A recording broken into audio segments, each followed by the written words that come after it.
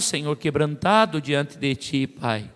E mandarai delei calabaralamachuria, porque Tu és, Senhor, o nosso socorro, Tu és, Senhor, o nosso refúgio e a nossa alegria, Tu és, Senhor, a nossa salvação. Por isso nós prestamos culto a Ti nessa noite.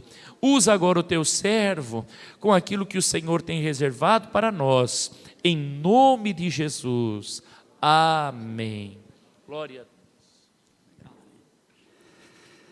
Maravilhas. Cumprimento a igreja na paz do Senhor Jesus. Tome o seu assento, por gentileza.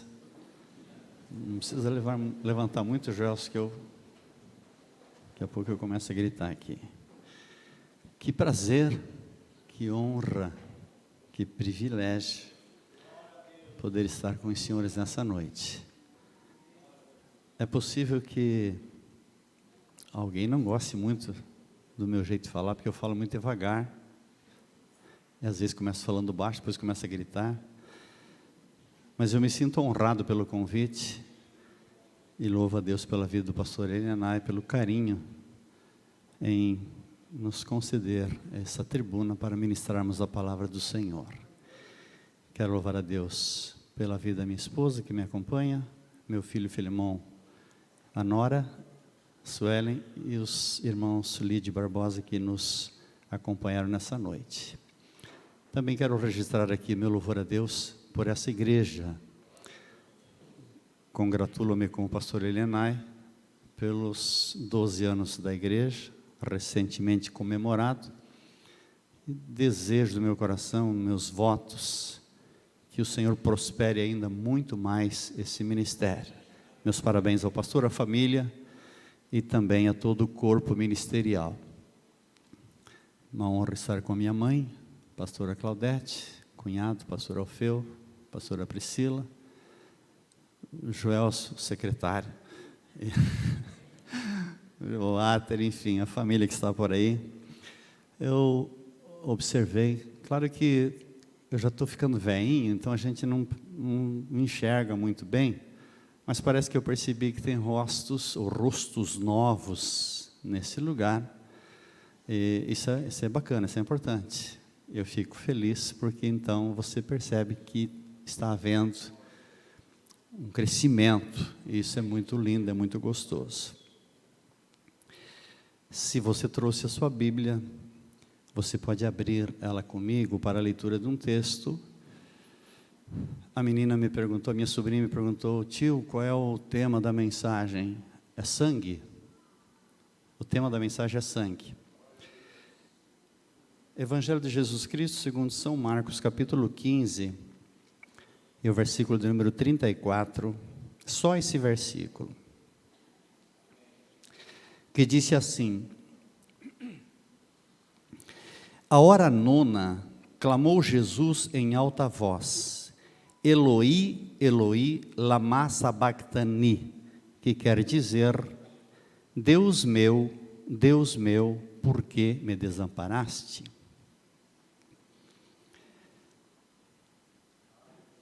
Pastor Elianai, o senhor autoriza o Filemão a fazer fundo para mim num piano aí? Pode ser?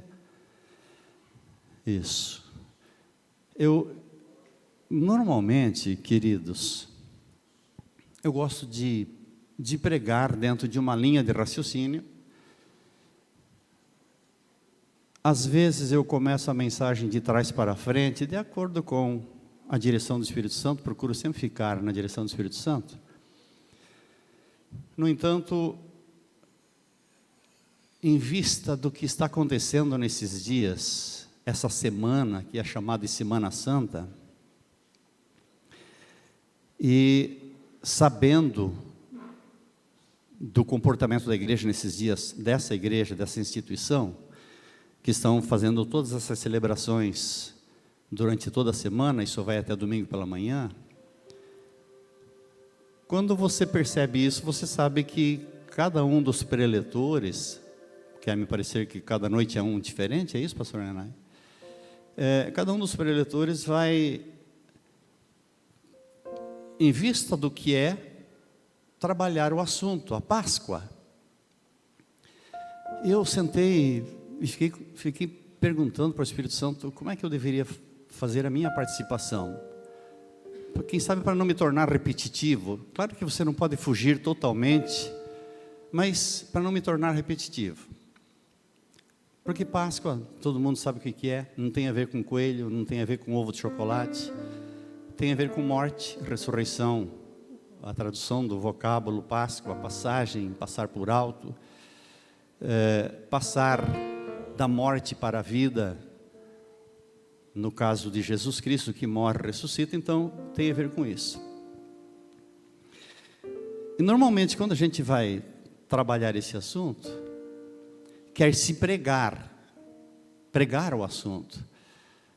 Eu não vou pregar, eu vou tentar ser rápido, vou dividir o tempo que é me dado em 2 pedaços, em 2 partes. E nessa primeira parte eu vou tentar chamar a atenção nossa, eu juntamente, para um momento de reflexão sobre esse vocábulo sangue. Por que isso? Ficou martelando na minha mente. Nós estávamos viajando com o pastor Elianai, ele disse: mano, você prega lá? Beleza. O assunto, ele disse para mim, é sangue. O assunto é o sangue de Jesus. Foi a primeira palavra. Depois ele disse, é Páscoa. Só que já tinha dito sangue, ficou aquilo na minha mente. E aí eu sentei, Deus, o quê? Refletir sobre o sangue. Refletir sobre isso. Lá no livro do Êxodo, capítulo 12, no versículo 3, aconteceu uma ordem. Fala ou falai a toda a congregação de Israel sobre um cordeiro. Tomarão do sangue e o porão em ambas as ombreiras da porta. E nós gostamos dessa pregação, nos atemos a ela e tornamos barato esse conceito de sangue. O sangue de um cordeiro. Você deixa eu andar um pouquinho por aqui? O sangue do cordeiro é aquele animalzinho parecido com um cabritinho, que tem lã.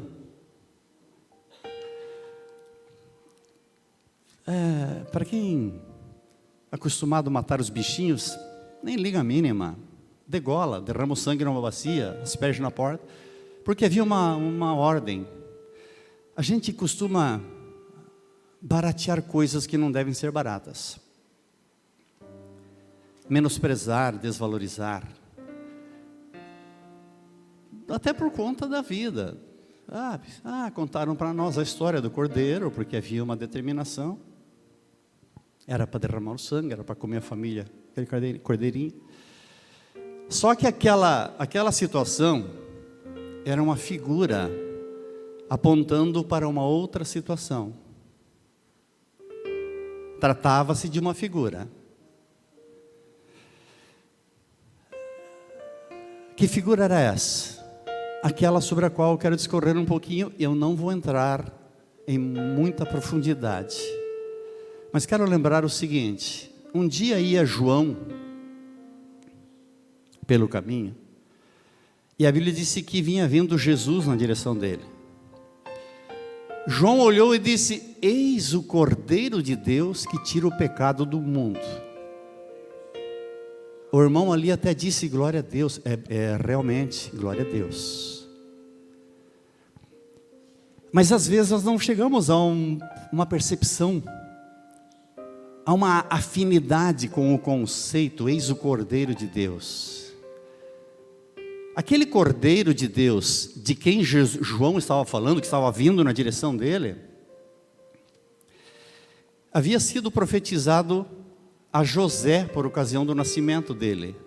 Maria grávida, José atribulado, o filho não era dele, era obra do Espírito Santo. O anjo aparece a José em sonho e diz para ele: vai nascer um menino e você vai chamar o nome dele Jesus, porque ele salvará os homens dos seus pecados. Oxe, bem bacana você ouvir Alguém dizer o nome dele vai ser Jesus, porque ele vai salvar os homens dos seus pecados. De que maneira? Como? Quando você começa a ler a história do povo de Deus, a própria Bíblia vai dizer: um povo teimoso, dura cerviz.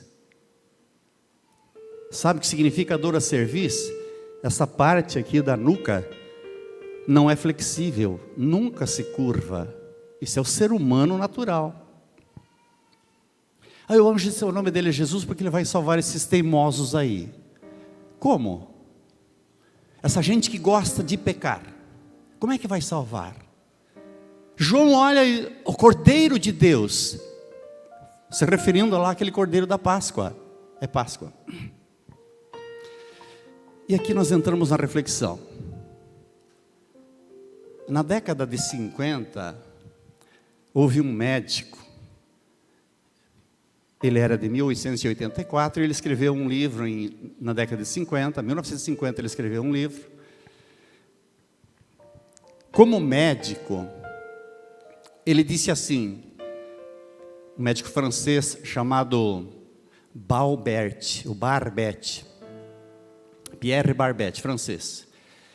Ele disse assim, como médico, convivendo entre aspas, por conta do que se tratava, com cadáveres por 13 anos, eu posso falar com propriedade, disse esse médico. E no livro ele descreve o suplício de Jesus no Calvário. O suplício de Jesus em toda a trajetória.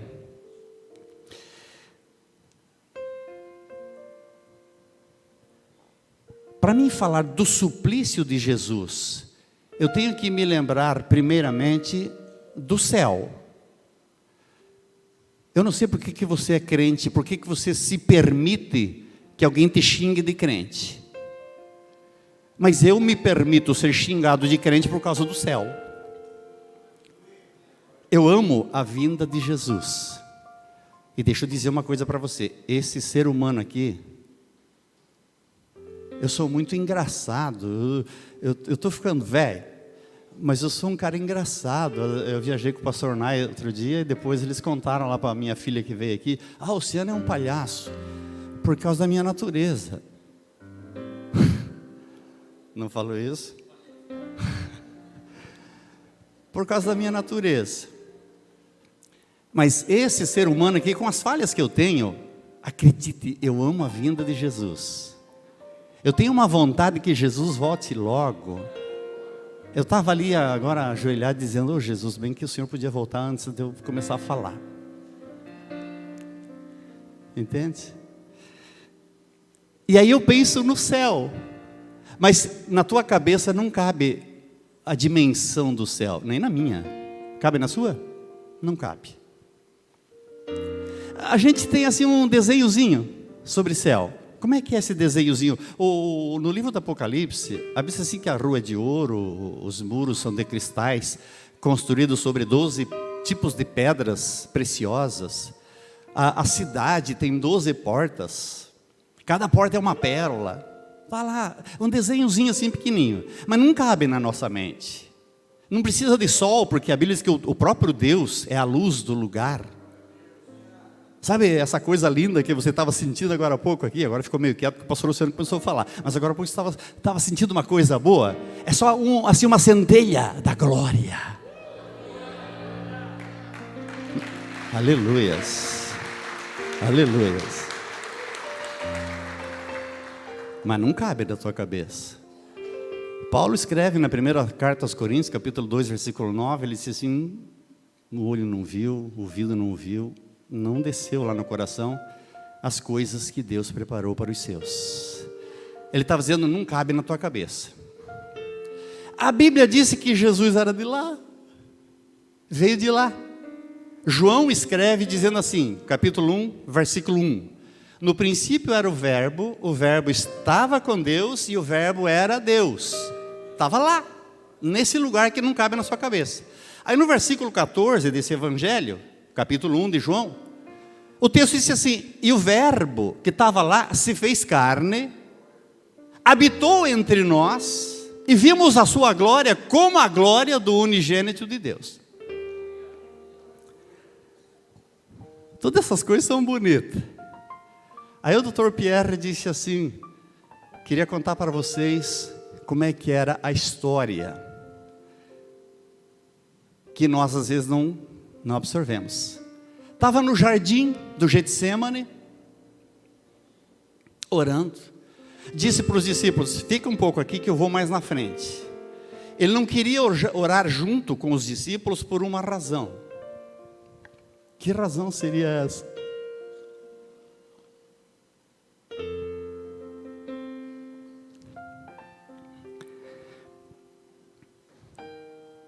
Peso de pecado dos outros.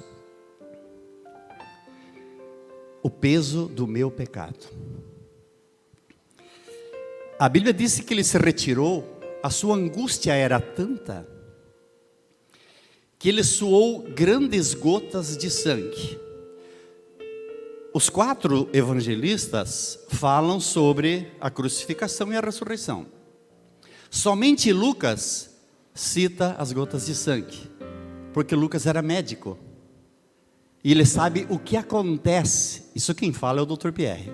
Eu não sou médico, não tenho essa sabedoria. Por que ele suou gotas de sangue? Por conta dessa angústia, dessa aflição, a sua moral estava oprimida, por causa do teu pecado, do meu junto. A angústia era tanto,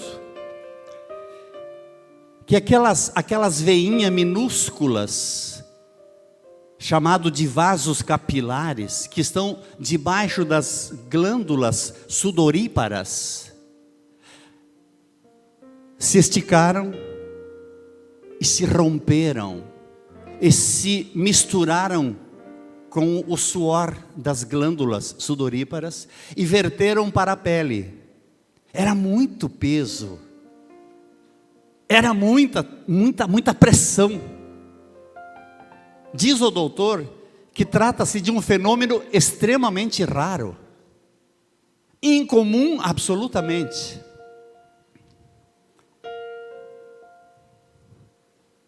Não podia contar com ninguém. Num momento ele veio lá, os discípulos estavam dormindo. Estavam dormindo. Assim que nem você está. Ai meu Deus, fala mais ligeiro que eu vou dormir aqui. É desse jeito. Voltou e suou gotas de sangue. Por causa do estresse exacerbado. Um peso. A dor, a tristeza, a angústia era tanta, que ele disse, Pai, não é possível passar isso de mim. Se for possível, mas se não for, seja feita a tua vontade. E eu já vou explicar daqui a pouquinho por que Deus se calou. Ele ficou. Foi levado para ser julgado. Diante de uma trupe, que queria que ele morresse. Sabe, gente religiosa. Sim, gente da religião. E olha, eu sou religioso. Eu estudo o termo. Religião significa, da sua etimologia, religar o homem, a criatura ao Criador. Então eu tenho essa prática. Mas aqueles religiosos lá, há uma coça. O Pilatos disse assim, ó, tem 2 aqui, 2 criminosos. Um era criminoso, Barrabás. Quem vocês querem que solte? Barrabás ou Jesus? Quem era Jesus? Jesus é aquele mesmo que agora há pouco estava falando com vocês aqui em voz alta. Sabe quando você vai cantar um hino e você não consegue falar em português, a tua boca começa a embolar tudo? É a presença dele.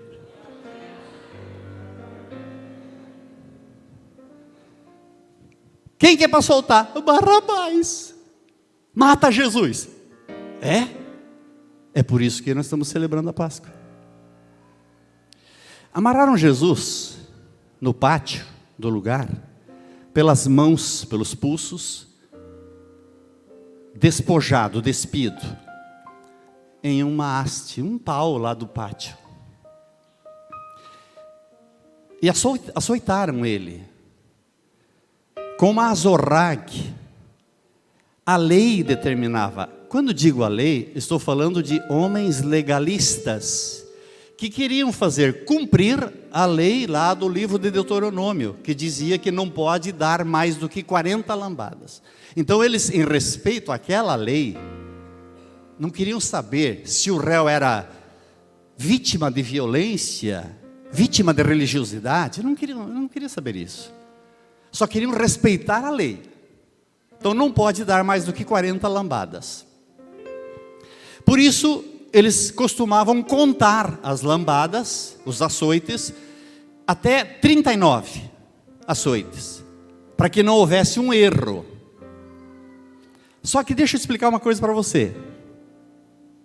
Aquele chicote, chamado de látego, de acordo com alguns historiadores, e há um consenso nisso, aquele chicote com o qual Jesus apanhou, ele tinha 3 tiras de couro de carneiro, e cada uma dessas tiras trazia 3 pedaços de chumbo, bem amarrado, quase no final daquele pedaço de couro, e bem na ponta daquele couro, bem fixado, um pedaço de osso de carneiro,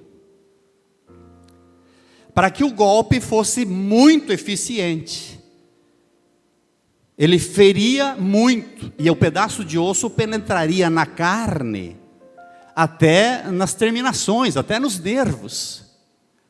E quando o carrasco puxasse de volta, arrancaria pedaços.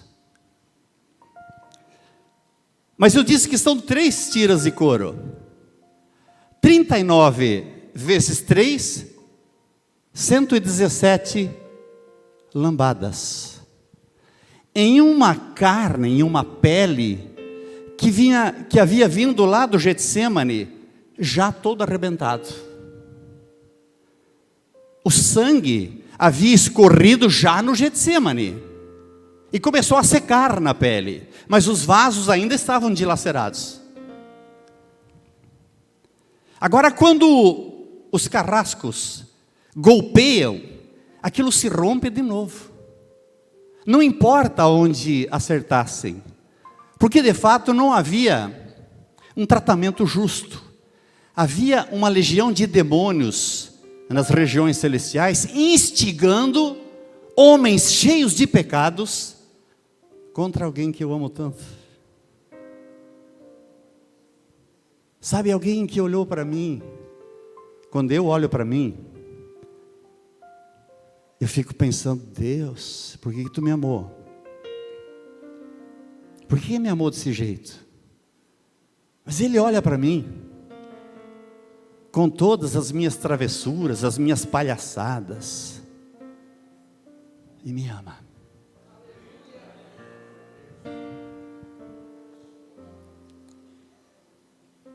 « 39 vezes 3, 117. Quando o sangue estava jorrando,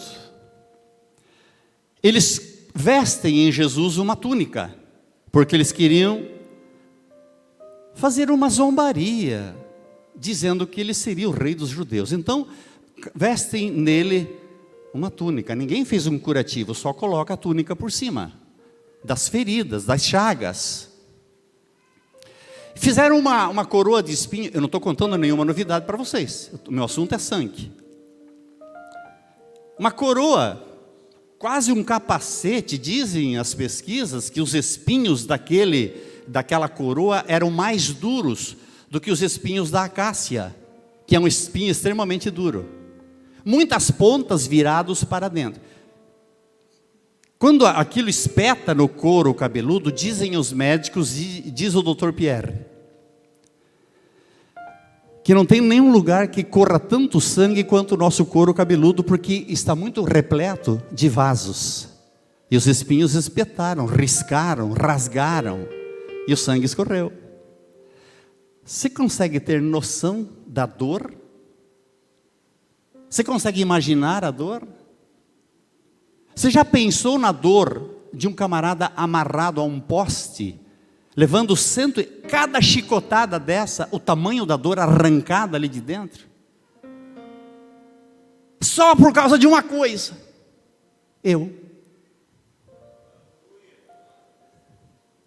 Se ele não tivesse amarrado, teria caído na poça de sangue, porque o sangue estava jorrando. É disso que eu estou falando, é sangue. Primeiro eu fiquei pensando, é sangue o quê?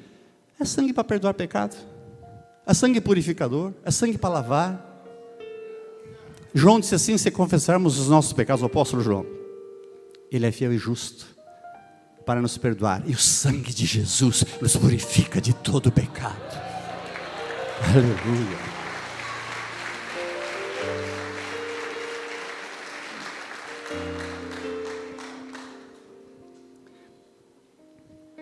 Imprecações, moral abatida, vasos rompidos.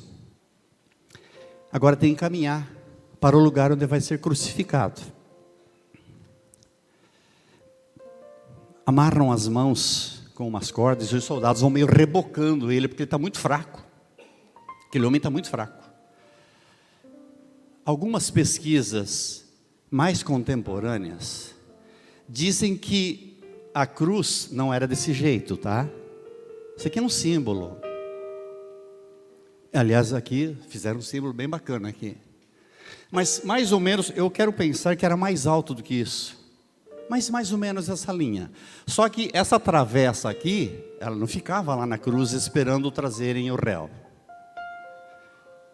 Esse pedaço de madeira atravessado, ele já estava lá onde Jesus estava sendo açoitado. E ele deveria transportar esse pedaço de madeira até onde estava, lá no Monte Caveira, essa haste já fincada no chão. Não parece fácil? Eu estou assim mais propenso a ver essa cruz daqui. Porque de acordo com essas pesquisas que eu estou falando de pesquisas, veja bem, tudo isso está sempre no campo da conjectura. Mas dizem que esse pedaço, essa travessa de madeira, pesaria possivelmente mais de 50 quilos. E Jesus teria que carregar isso.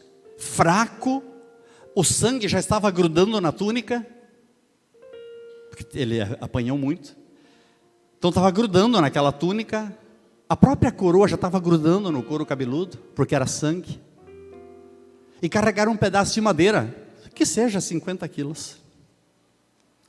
Eu não sei quantos metros, quantos quilômetros, que distância entre o lugar dos açoites até lá no monte.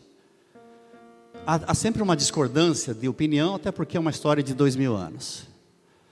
Mas a Bíblia cita alguns momentos.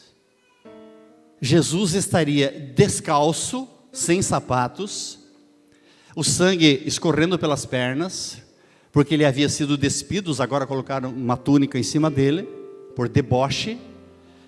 Aquilo grudando, ele tem que andar com pés descalços em um terreno desnivelado, com pedras, carregando um pau de 50 quilos, só por causa de uma coisa: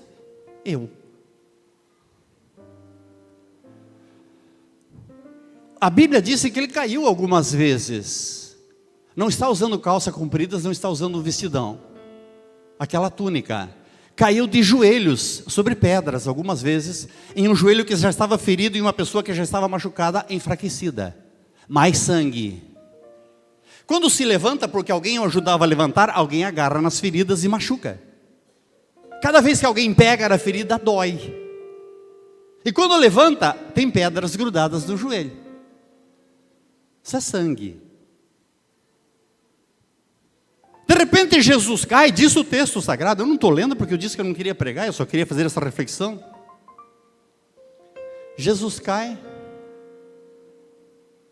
e um pedaço de pau que estava atravessado nas costas dele escorrega. Você está pensando que era um pedacinho de pau planadinho, envernizado? enrolado num pano fofinho? Não, era direto na carne. Só a túnica separada. Aquele pedaço de pau escorrega. Você consegue imaginar o que isso faz nas costas? Um pedaço de pau de 50 quilos escorregando nas suas costas e caindo? Mais sangue. Mais sangue. Por isso que ficou na minha mente essa palavra, sangue. Sangue.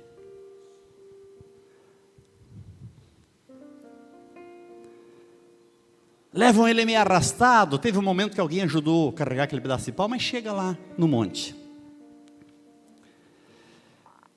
Tira a túnica, arranca a túnica de cima dele, é bíblico, certo? Olha aqui para mim. Já viu quando você arranha o joelho e você cola uma gaze por cima e aquilo seca?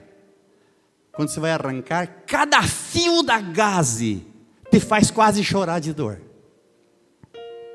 Agora os soldados pegam a túnica que eles haviam colocado e ela grudou e arrancam. Porque eles estavam com ódio. Eles tinham raiva daquele homem só por causa de uma coisa. Ele curava os doentes. Ele fazia os cegos enxergarem.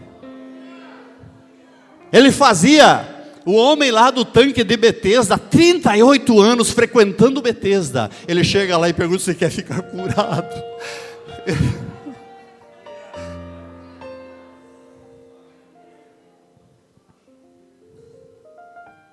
O sangue escorre de novo, vivo. Cada ferida se abre outra vez. Deita ele, porque tem um pau que tem que ser pregado nas mãos dele. Deita ele nas pedras. O sangue está jorrando. Aí o sangue mistura com aqueles pedregulhos. Quando levantam ele, cheio de pedra grudado nas costas, no sangue, nas coisas.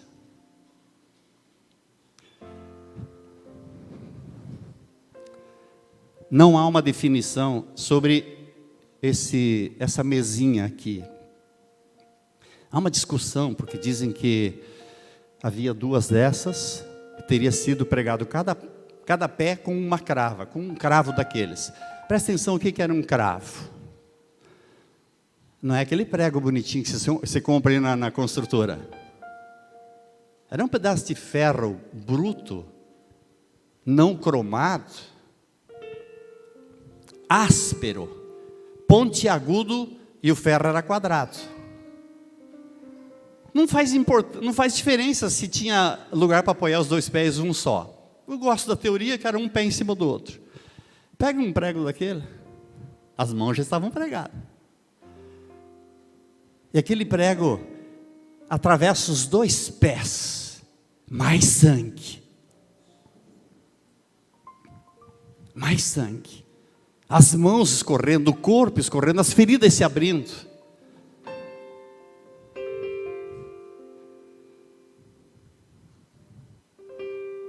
Por isso que eu tenho raiva de mim. Oceano, tu é muito sem vergonha. Tu é um caco, Oceano, você não vale nada. Eu não sei como é que ele te amou tanto. Eu não sei.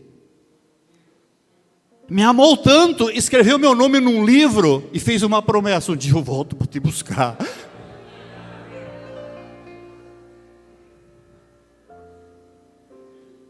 Às vezes a gente fica brigando por causa de doença, por causa de cura. Ai, Jesus não me curou. Se ele quiser te curar, ele te cura. Se não quiser, ele não cura, ele é Deus.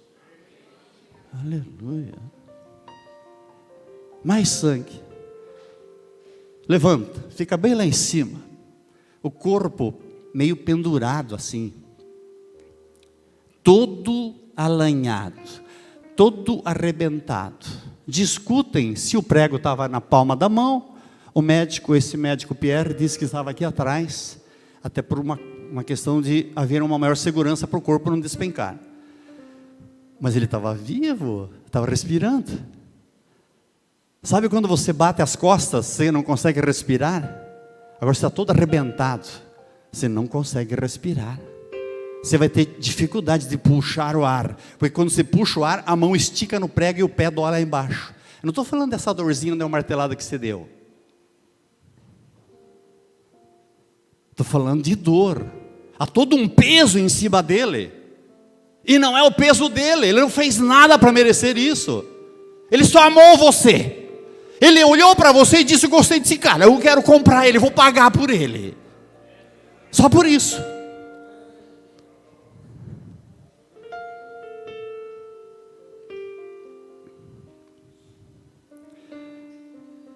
Não quero entrar nos outros detalhes. Apenas esse momento aqui, do versículo que eu fiz a leitura.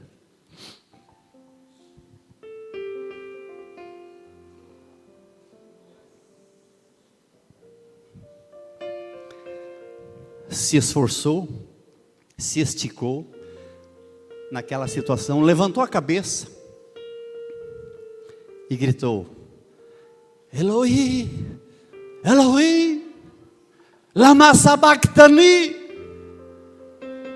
Começaram a debochar dele, não sabia o que ele estava falando. Ele estava dizendo: Deus, Deus meu, por que me desamparastes? Já desde o Getsemane. O profeta Isaías descreveu antecipadamente esse momento. Isaías 53:10. Agradou ao pai moê-lo. O pai sentiu prazer.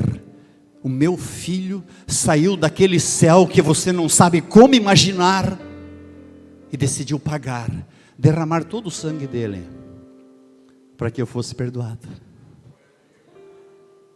Tem um monte de crente, não aqui nessa igreja, mas lá onde eu congrego, que pensa que todo esse sangue derramado é para você viver vida boa. Não é não?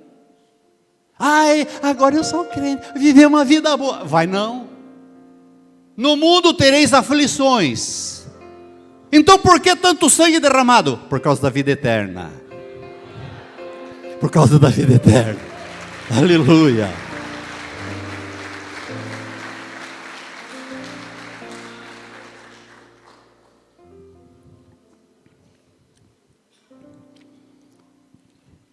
Num determinado momento, finalizando, pastora Ruth, você quer me ajudar, por gentileza? Ele olha para o céu, diz: Pai, preste atenção nisso aqui. Pai, está consumado. Entregou o Espírito e morreu. Preste atenção.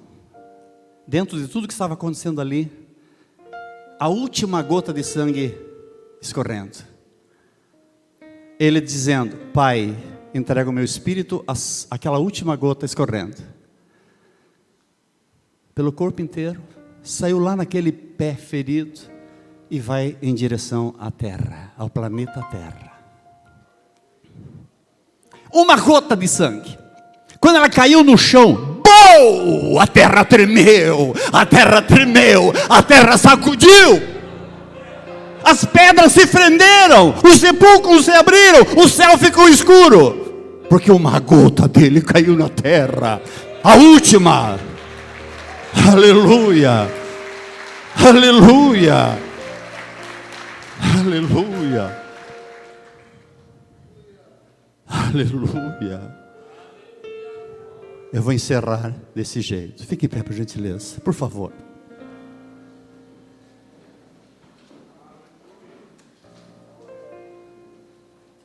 Não toca muito baixo.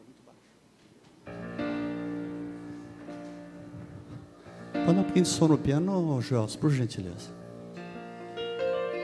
Deixa eu descansar um pouquinho, que gente velho cansa.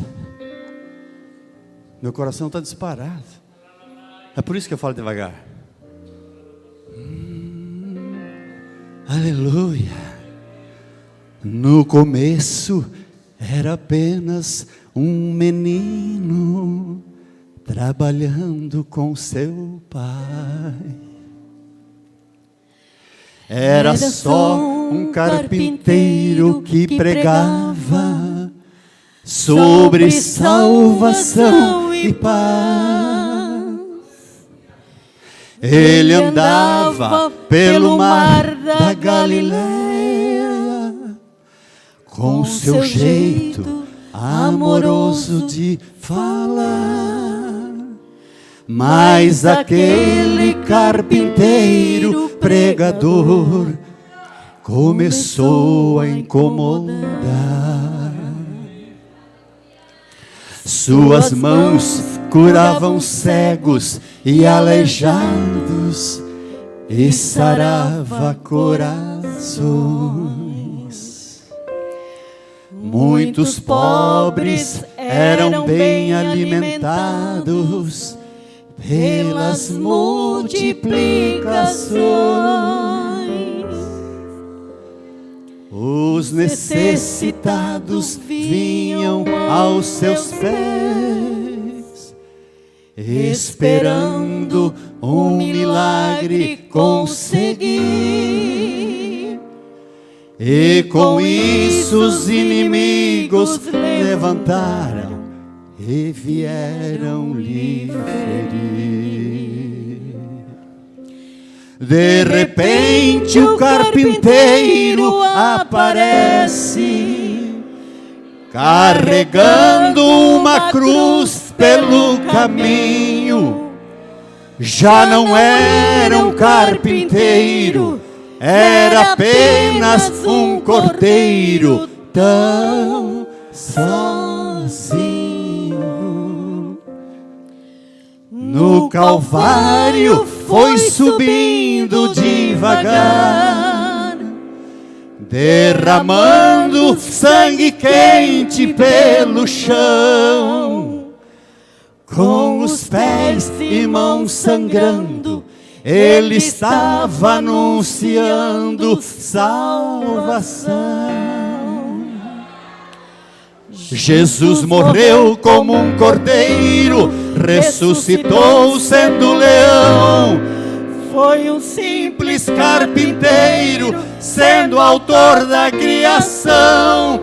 Ele agora é guerreiro do universo, ei, e tem fogo em suas mãos. O seu nome é soberano sobre céu, terra e mar. Ele tem autoridade, entra em qualquer lugar. Os seus inimigos param para ouvir o que ele quer falar.